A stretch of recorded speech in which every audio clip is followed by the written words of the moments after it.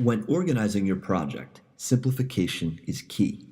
These flag designs, which are very simple and also centuries old, can actually help us to identify high potential concepts. And these concepts will hopefully lead to future innovation through your design. I'm Phil Lohmeyer, and these are Mr. Lohmeyer's design flags. So to set this up, I use 4 different types of Sharpies: king size, chisel tip, fine point, and ultrafine point. It's often hard to know where to start when putting together a plan, but if you break down the project into only 4 steps, it can help you remember all the stages, and it'll be easier to break down each step. You might think, well, my project only has 3 steps. But if so, try to brainstorm an additional step at the end. The step could elaborate on presentation or use. Much like a piece of concert music that needs to be played, a design needs to be functional.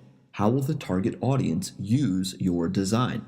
A Saltier division flag with diagonal lines going across from the corners allows us to organize our information in a circular, clockwise way, which helps because the time needed for each step is an important part of this exercise. Try to quantify as many specifics as you can, using numbers and units of measurement as much as possible in your plan. Try to write 1 sentence to summarize your entire plan. This single sentence will allow you to boil down your project timeline in a way that is clear not only to you, but to anyone else involved. So use this flag with a Saltier division design anytime you're trying to figure out the basic steps to completing your project and nail down what is needed to get it done.